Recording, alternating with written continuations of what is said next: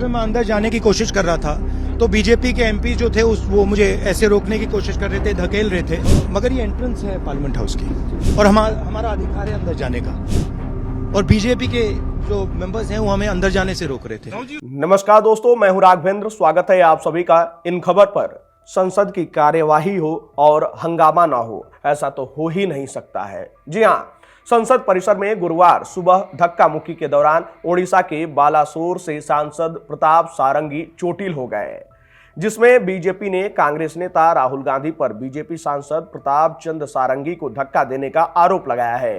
यह घटना संसद में अंबेडकर से संबंधित बहस के दौरान हुई, जिसके बाद दोनों पक्षों ने एक दूसरे पर आरोप प्रत्यारोप लगाए। इस मामले में दोनों पक्षों की दलीलें, संवैधानिक प्रावधान और संभावित कानूनी परिणामों पर चर्चा करना आवश्यक हो जाता है। जी हां, गुरुवार को संसद में बीजेपी और कांग्रेस के बीच बहस के दौरान यह घटना घटी। बीजेपी सांसद प्रताप चंद्र सारंगी ने आरोप लगाया कि राहुल गांधी ने उन्हें धक्का दिया है, जिसके कारण उन्हें मामूली चोटें आई। सारंगी को तुरंत राम मनोहर लोहिया अस्पताल में भर्ती कराया गया। इस घटना के बाद बीजेपी के वरिष्ठ नेता पीयूष गोयल और प्रहलाद जोशी उन्हें देखने पहुंचे। राहुल गांधी ने इस आरोप को खारिज करते हुए दावा किया कि वास्तव में सारंगी ने उन्हें धक्का दिया। घटना के बाद दोनों दलों के बीच तीखी बहस हुई, जिसमें बीजेपी नेताओं ने राहुल गांधी को गुंडागर्दी का आरोप लगाया और राहुल ने अपनी सफाई देते हुए कहा कि वह केवल संसद में प्रवेश करने की कोशिश कर रहे थे। भारत का संविधान सांसदों को विशेषाधिकार प्रदान करता है, जिनके तहत संसद में बोलने और कार्यवाही के दौरान उसमें हिस्सा लेने की स्वतंत्रता है। संसद या उसकी समिति में कही गई बातों पर किसी भी न्यायिक कार्रवाई से छूट है। इसमें मैं अंदर जाने की कोशिश कर रहा था तो बीजेपी के एमपी जो थे वो मुझे ऐसे रोकने की कोशिश कर रहे थे, धकेल रहे थे और मुझे धमका रहे थे, तो वो हुआ है। हाँ किया है मगर ठीक है कोई मतलब धक्का मुक्की से हमें कुछ होता नहीं है, मगर ये एंट्रेंस है पार्लियामेंट हाउस की और हमारा अधिकार है अंदर जाने का और बीजेपी के जो मेंबर्स हैं वो हमें अंदर जाने से रोक रहे थे। संसद की कार्यवाही की वैधता पर अदालत में सवाल नहीं उठाया जा सकता। हालांकि यदि कोई सांसद संसद परिसर में किसी अन्य सदस्य पर हमला करता है या उसे चोट पहुंचाता है तो यह विशेषाधिकार का उल्लंघन हो सकता है।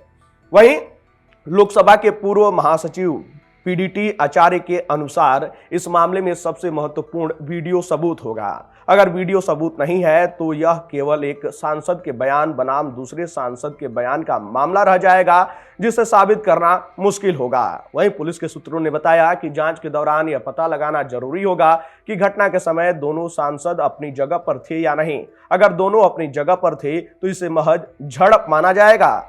वहीं संसद के नियमों के अनुसार अगर किसी सांसद को संसद के कामकाज के दौरान या संसद आने जाने के समय कोई असुविधा होती है तो इसे विशेषाधिकार का उल्लंघन माना जाता है।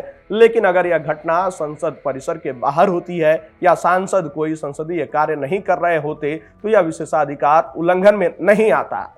इस घटना ने संसद में पहले से ही चल रहे राजनीतिक तनाव को और भी बढ़ा दिया है। बीजेपी इस मामले को लेकर राहुल गांधी के खिलाफ पुलिस में शिकायत दर्ज कराने की बात कर रही है। वहीं सोशल मीडिया पर इस बात की चर्चाएं तेज थी कि क्या इस घटना के बाद राहुल गांधी पर एफआईआर या फिर राहुल गांधी सलाखों के पीछे जा सकते हैं। तो इस वीडियो के माध्यम से हमने मिलने वाले उन अधिकारों के बारे में चर्चा की है, जिन अधिकारों के तहत इस पूरे मामले में आखिर क्या कुछ हो सकता है। खैर, इसके अलावा अगर और कोई सवाल आपके मन में उमड़ता हो तो आप कमेंट बॉक्स में हमारे साथ जरूर साझा कीजिएगा।